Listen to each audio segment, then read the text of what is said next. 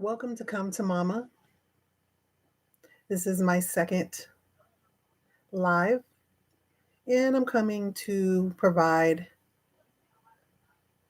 some information about a few things that came to mind today. First thing that came to mind today was stability. That rang in my head when I was in the shower earlier today. Stability.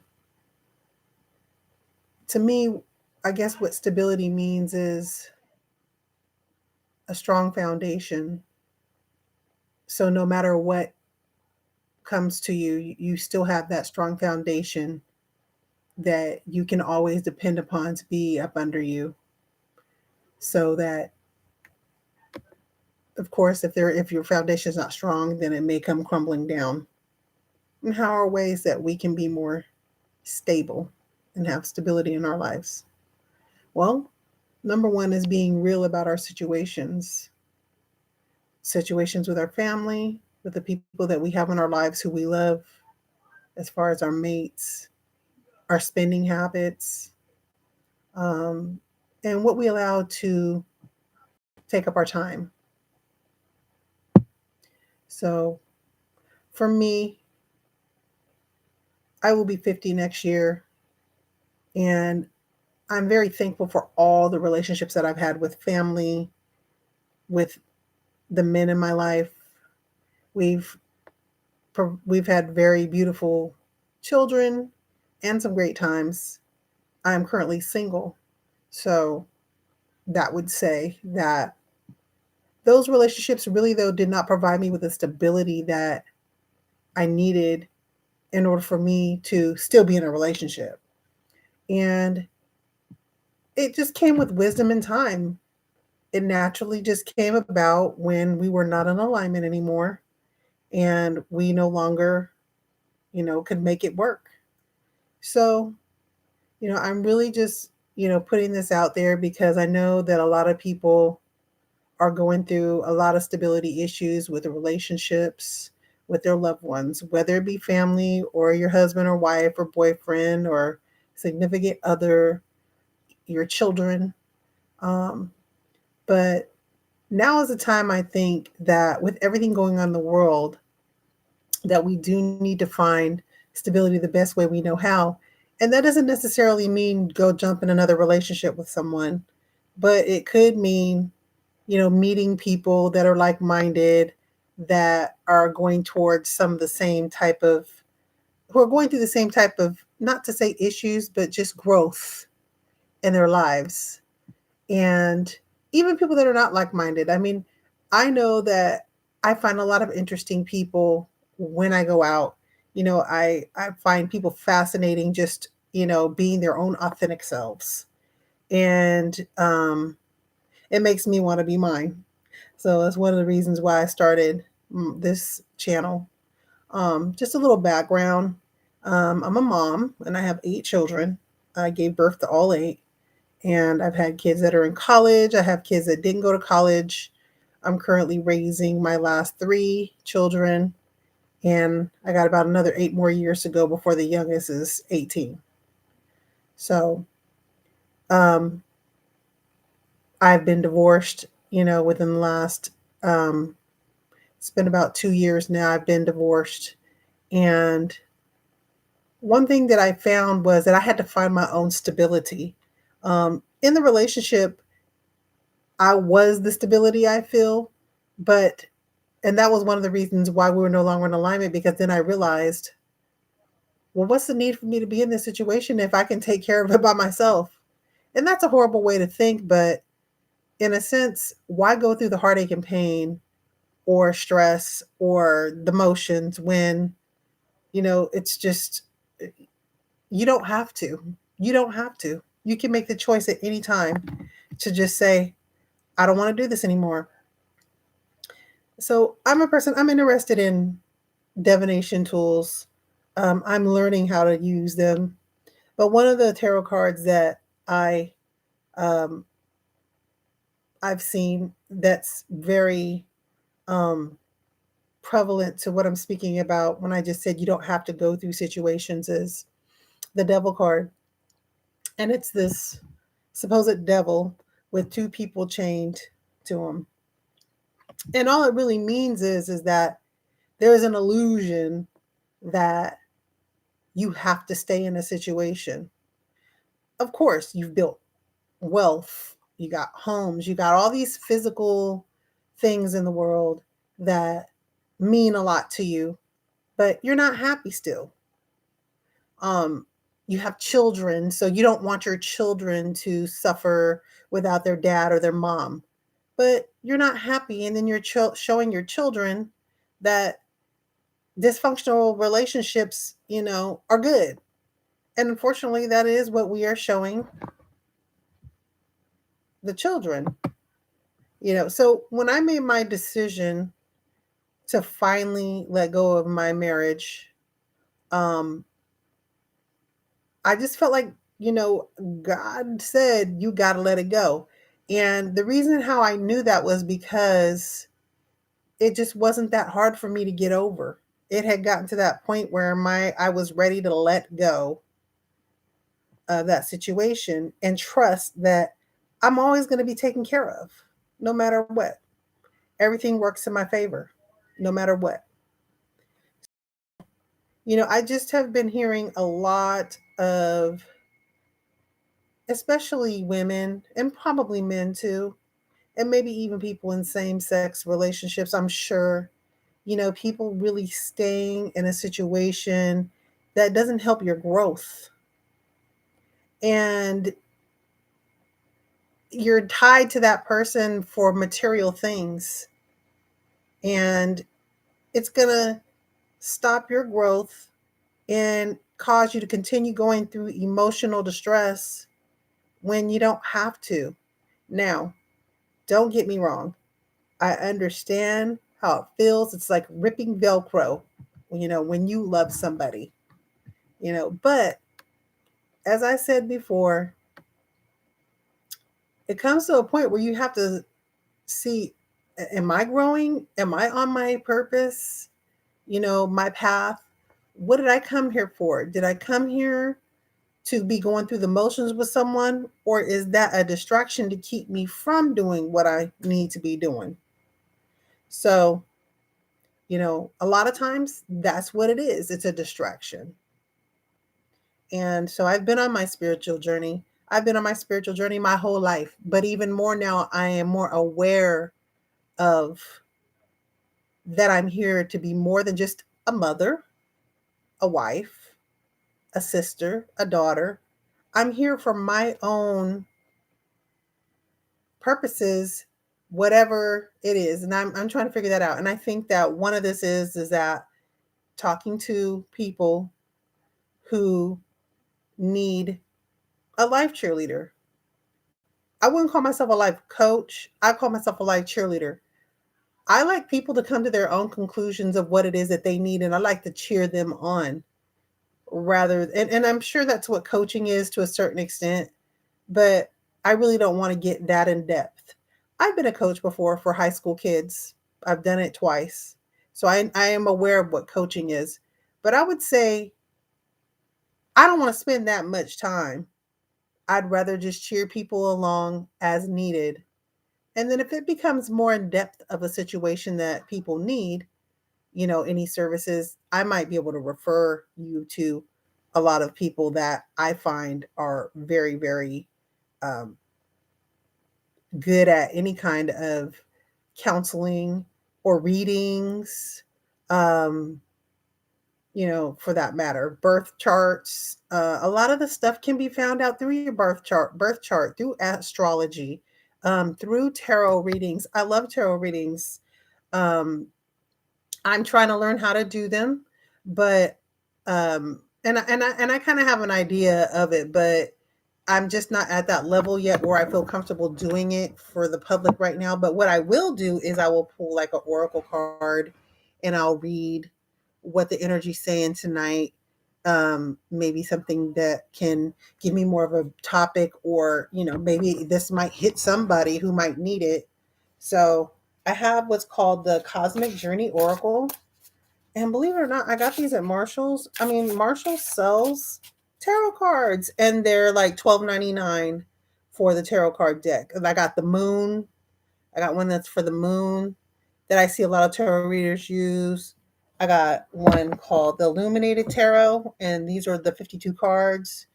And I just really learned about cardology and like my card number and stuff like that. So like I am very interested in, divination and things like that. It just seems like it's finding me and it's striking my interest. And so I think I'm going to use these things as tools to help people in some ways.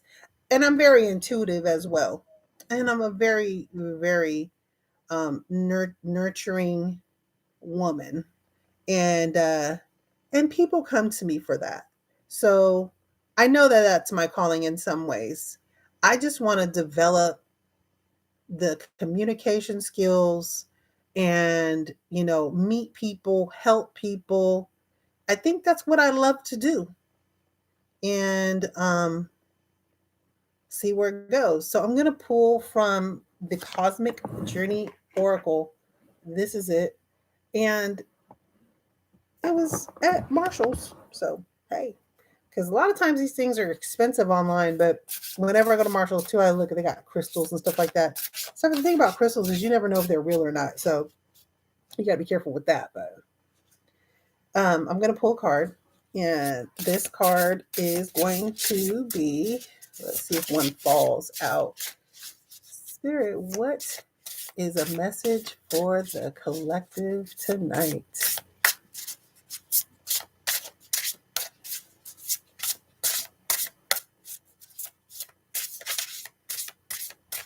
What do I need to know? What do they need to know?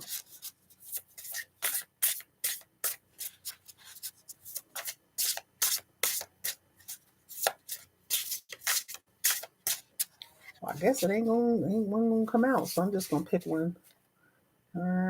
Let's pick this one.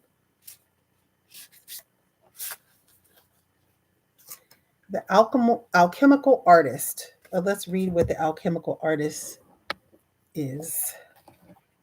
Bear with me while I look this up.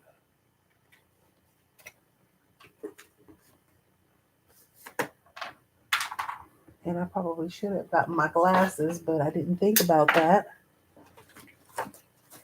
All right, I'll find it. I'll figure it out.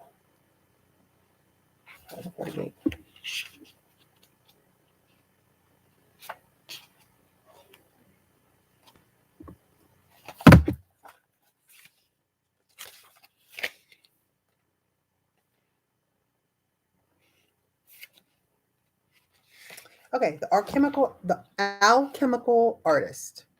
Attributes: creativity, artistry, new combinations, transcends greater self.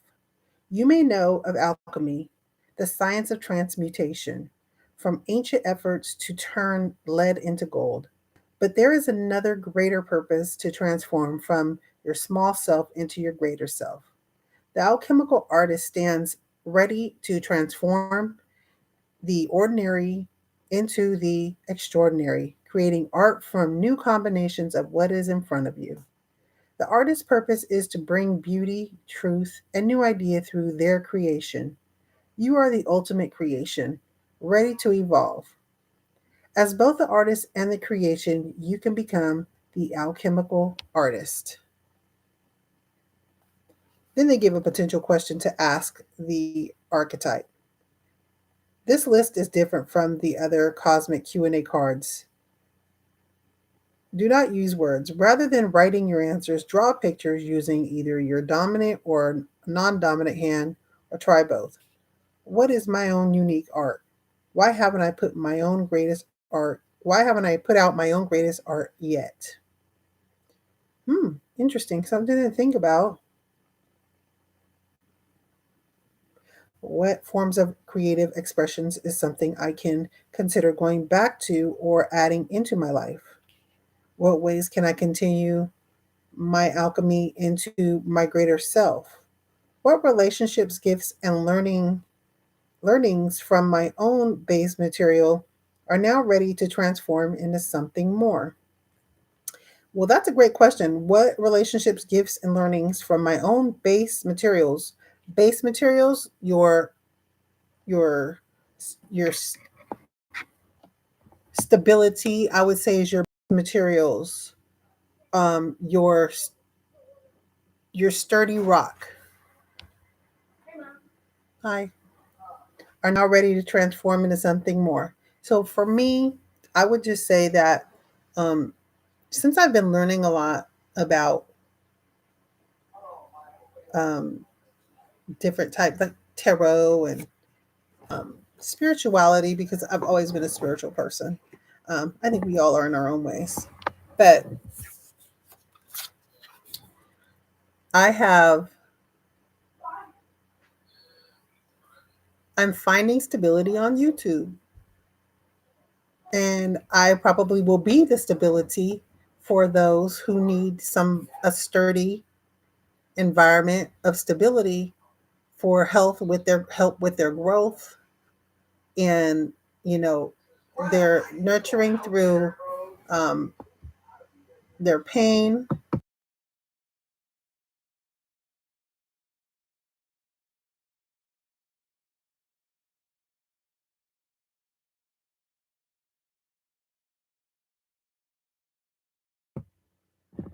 Sorry, my kids are up late playing video games because it is Friday night. No, it's Saturday. I'm tripping. It's Saturday. Actually, it's Sunday. So I'm up too, and really can't sleep well. We had an eclipse on the 4th, so I'm interested to see how this eclipse is going to move forward with many of us in our futures. But I'm also excited. Um, with everything going on in the world, I think it's important that even though, especially if you watch the news and a lot of stuff going on, a lot of it is distractions. Some of it isn't, some of it is. But what I do to ground myself through these situations is I ask myself, what can I do about these situations? I can't do anything about them. I can only work on me and what is around me. And then also understand that everything's going to happen as it should, that I'm pretty sure I'm positive enough that I'm going to get from my spirit team, my ancestors, from you know the universal God, I'm going to get the necessary warnings of what I need to do next. So, I'm tapped in, and it could just be a billboard. But one of the things that I found to help ground me, and what's helping grounding me now, is focusing on the things around me, in my home, in my family, in my life, as far as health and my stability, so that I can be stable for others. I'm an earth sign. I'm a Taurus. In Vedic, I'm a double Taurus. So I'm a Taurus sun and rising and a Cancer moon. So um, I'm a very stable person, and I know this even when I don't want to be. So um, I have one more card I wanted to pull with this cardology. I was watching Brother Rich from Black Magic. Love the guy. He puts on some great shows. He had this reader. She's a cardology, and she does like, her name is Aquarius Maximus, or Aquarius Maxis or Maximus. I can't remember, but she um, does the cardology. She reads the cards, and I had no clue what that was until I actually seen her. And then I was like, oh wow, I want to learn more about that. So then I went online and I looked up, what my card was, which I ain't gonna say. But what I will do is pull out of the, oh, they fell all over the ground. Darn it. Well, I'm gonna pull one out of here. So what, oh, I got two. Wow. 8 of clubs and 2 of diamonds. So let's see what those mean in the illuminated tarot. Let's see what 8 of clubs means. 8 of clubs, repetition, swift movement to create stability. So Wow. I'm going to read the other card, which is the Two of Diamonds, so that we can see how those might coincide with each other. Let me make sure that's the Two of Diamonds. Yeah. Two of Diamonds is the High Priestess, juggling and multitasking. Wow. So repetition, swift movement to create stability. The High Priestess, juggling and multitasking. Hmm.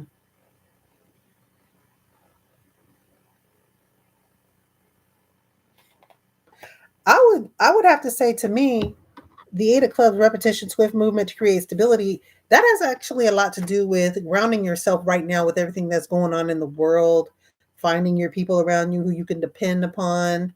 Um, you know, depending on your fear levels, and if you're just like, pulsed by this fear, maybe seeing a psychiatrist, or getting people around you who are going to help you be less fear, like someone who you can prep with, a neighbor, in your community, where you can be like, hey, if something happens, can I call on you? You can call on me, creating a stable environment, but start doing it now. I mean, swift movement. Okay. So, and that says a lot to me too, because I've been doing some stuff like prepping, buying extra stuff around the house just for the kids. And I'm not afraid about, I have enough faith that whatever is going to happen is going to happen. I don't have control. But I'm not going to run around here like a crazy person, just, with no mind.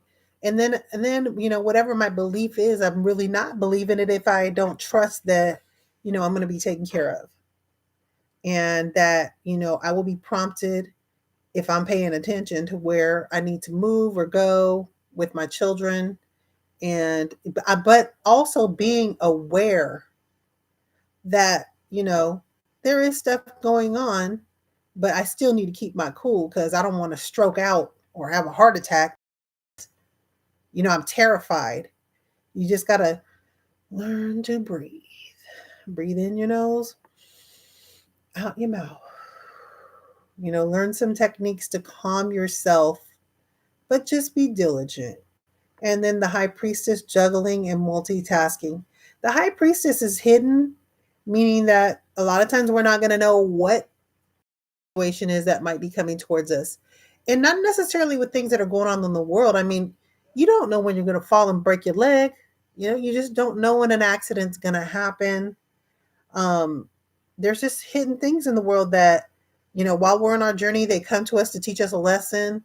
Some lessons they hurt physically, some hurt your heart and your emotions, and I think really it's important to build your foundation with as much strength as you can, even if it is depending upon other people who can help you with that. That's going to cheerlead you and say, you got this. Um, oh, if something happens, the kids can come over here. Well, if you're at work and, something happens crazy in the world, the kids can come over here.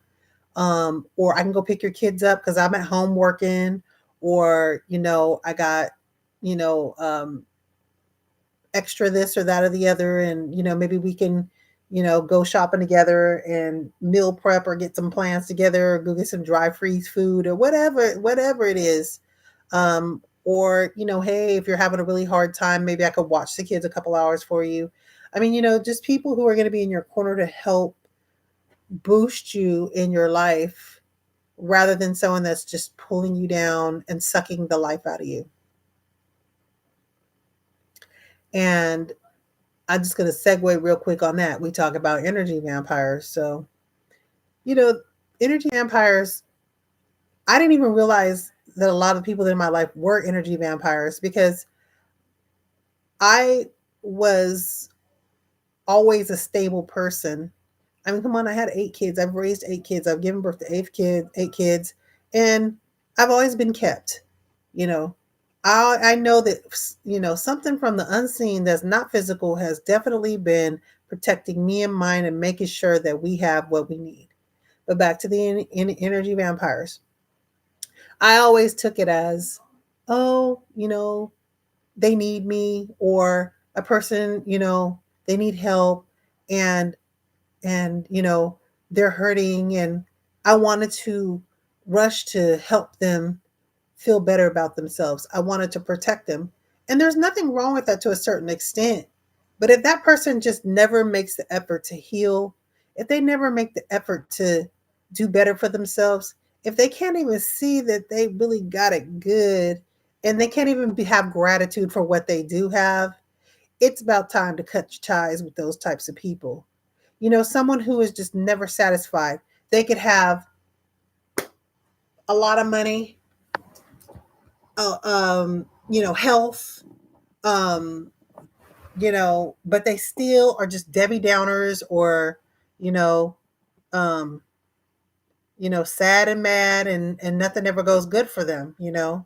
Um, and I've just learned, like, I can't stay in that vibration with you. All I can do is say, hey,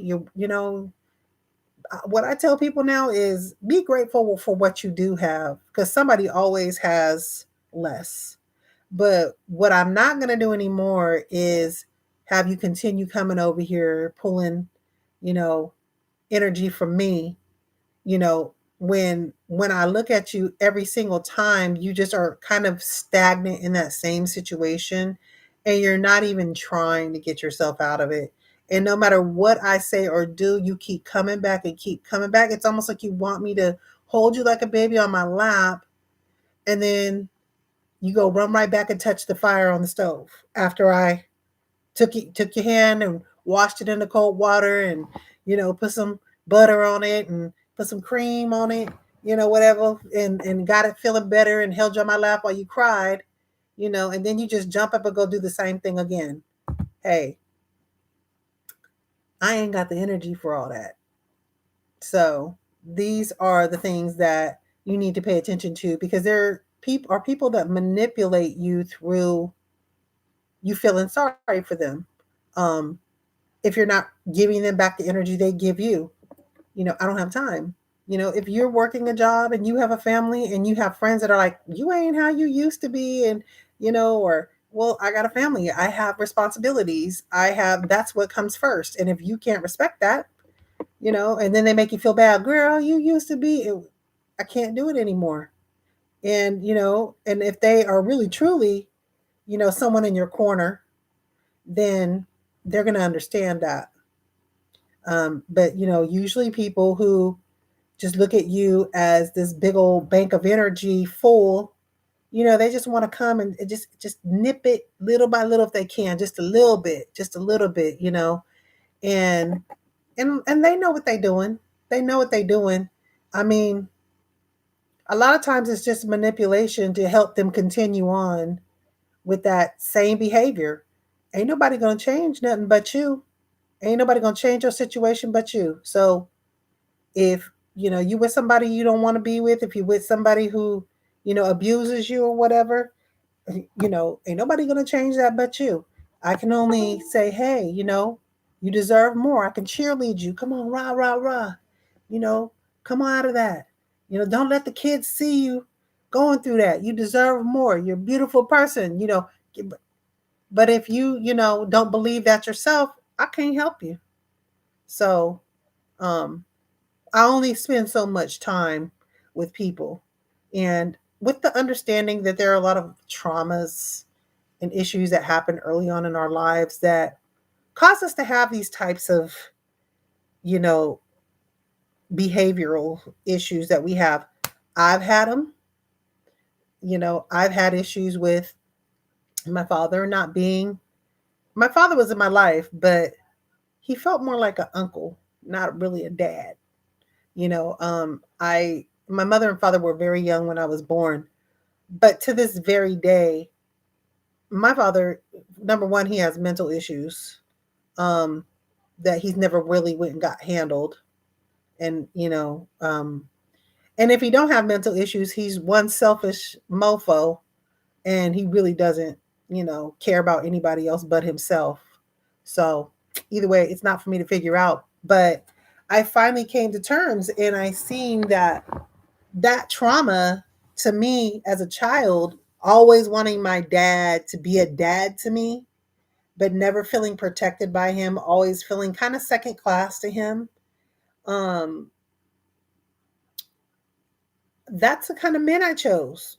I chose, and friendships, just relationships with people where it was almost as though I was willing to do anything to stay with them. I was almost willing to allow myself to be, you know, not get the reciprocity that I needed in the relationships. And so it took me a while for me to really, really realize that and understand that. And like recently with my last relationship, I mean, I was with that man for 17 years. We had 5 children together. And and I had love for him, and I still do have love for him. Like he's like family to me. You don't spend that much time with somebody without that long and have, those types of interactions and create children together and stuff. But um had I been in a different spot of self-love, we wouldn't have been together that long. I definitely know that now. And if I had understood, maybe that I had some, codependent issues or daddy issues, and that's why I kind of stuck around and was like that. Uh, I was always the grounded one, though, that kind of took care of everything, and I always was working, and it wasn't that he didn't help sometimes, but I did more, and so that was something that I don't. I learned that like that's not what I want in my life. I want reciprocity. As a matter of fact, I deserve to be taken care of at this point in life. I mean, because I'm always going to do my part, and I'm always going to be taken care of no matter what by the universe. I'm going to be taken care of. Everything's always working in my favor, baby. So, um, with where was I going with that? With that situation, um, and just learning my past traumas is what I was getting back to, is what got me to the point where I finally came to the realization, like, you need to let that go, because that was something you wanted as a child, but you're a whole grown woman now with kids, and the law of attraction, and if you don't love you and you don't treat yourself with respect, no one else is going to treat you with respect, the people around you. And so, that comes with boundaries, and that comes with the awkwardness of having to tell people things that, make you feel uncomfortable telling them. And I finally had a conversation with my dad. Well, it was a text message that I finally said some things to him that I would never say to him. I finally, just, it was an angry text. And I let him know that, how I felt. And he did exactly what I knew he was going to do, which was to, show me more and tell me that I don't mean anything to him. And when he did that, my last text was, tell me something that I don't know already. It doesn't hurt me anymore like it used to, but I just want to let you know that that toxic behavior that you have with me, and you've never protected me, and you've treated me like basically a second class citizen, and you treat your nieces and nephews and your other family members better than you treat your own child. You don't have anything to do with your grandkids, and the only time that you need me is when you're sick and you're going in the hospital and you need to come stay with me to help you recover. And it's happened twice or once, but either way, um and I'm not mad at him. I love him, but I just didn't see, whatever his issues were his. And that, maybe as a child, his father died when he was young. So, and he was a family of 12 kids. So, well, 11 kids. So, when my grandfather passed, that was stability taken from his life. And then you imagine a woman that trying to raise all those children. He died suddenly. My met him. Heard he was a wonderful guy, but he died suddenly. And I can just see the trauma that it caused in all of my aunts and uncles' lives, that are of my grandfather's children. And um, my grandmother, she was a strong woman, but we had issues, growing up too. And so with that side of the family per se, um, just always feeling like a second class citizen, never really being important to them because, I wasn't wanted. They didn't want my dad to have a child at 17, and they weren't going to make him be responsible for his children and his child. And so, you know, if my grandfather was alive, I think it would have been a different story.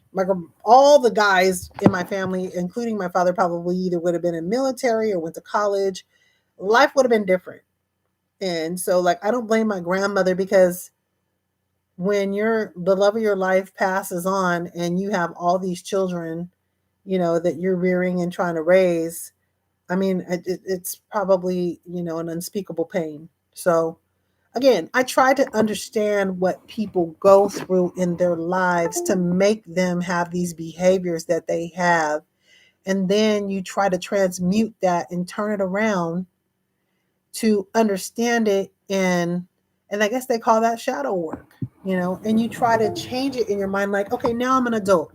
I see that my dad, had a traumatic experience as a little boy that caused him to have these behaviors that he carried into his adulthood, and he is haunted by them still to this day.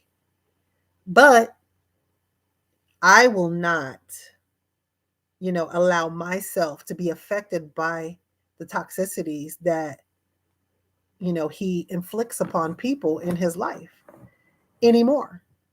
And so, with that being said, I carried that over into though that was a trauma for me, maybe one of the traumas in my life that I carried into my adulthood. And in my relationships, I learned that I was just giving too much because I felt like I had to. And I just kept giving, giving, giving, giving, and getting the short end of the stick. And, it was me probably not feeling like I deserved any better, and so that little girl in me it had to understand that, I did have a lot of love around me growing up. My mother was 15 when I was born, but my mother was a very strong, she was an old soul. I swear she was a high priestess or something in a past life. But she had a lot of traumas too. So just in her childhood within her family. And, my mother was like the black sheep of the family, and she still is to a certain extent. So um that is painful. It has to be painful. So what I do too is I mourn for them. It hurts me to see the pain that they went through.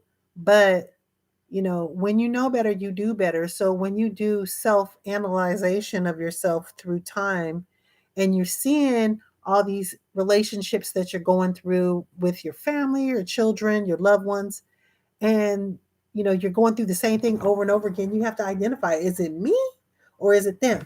So can I say that the men that I was with, they were, because they let me pretty much, carry the relationship, did unthinkable things to me, at the time. Is it their fault or my fault? Well, it's both of our faults, but because I didn't understand that I didn't have that value in myself that I have now. And so now I'm very thankful for those relationships. And I'm not that same person anymore. So moving forward, I believe I will have more healthier relationships. But that it was not in alignment. It was always like this, never like this. And you just couldn't make it fit. You couldn't get it together, just couldn't get it together. And that's a sign, the pain and and then, then your mind's telling you the children and this, that, and the other. Hey, these souls incarnated through me, they chose me as their parent. I'm equipped to give them what they need. They're here to teach me something. I'm here to teach them something. This is their life, their path. I have my own. And, there's no relationship that would benefit me or them if it's dysfunctional. Just wouldn't.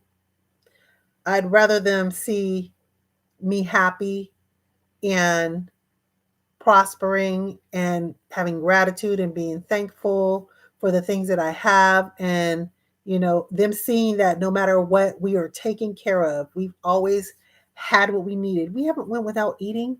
We haven't went without a roof over our heads. We've lived comfortably. There were times when we had to live in a two-bedroom apartment, but our refrigerator was full. We had a washer and dryer.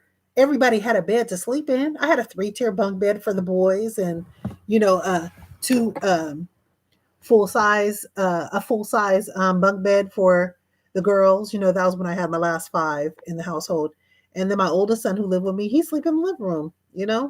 And I had my own room, and we were comfortable. We were comfortable. We were warm in the winter and cool in the summer. So it's all about how you look at things in life, and again, stability.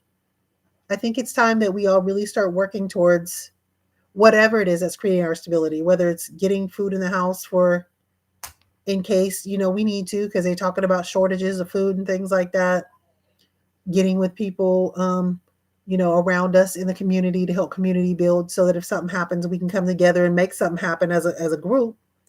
Um, Letting go of people who are causing our relationship, I mean, our foundation to be unstable, letting them go. It's just that it doesn't fit anymore. And it's hard, but I have confidence that you can do it if you need to. And if you can do this. So with that, I want to end this. I've been here for a while just talking, and um, I just want to wish everybody the best and find your stability the best way you can, and have a good night or good morning because it's in the morning right now. All right. Thank you. Have a good morning.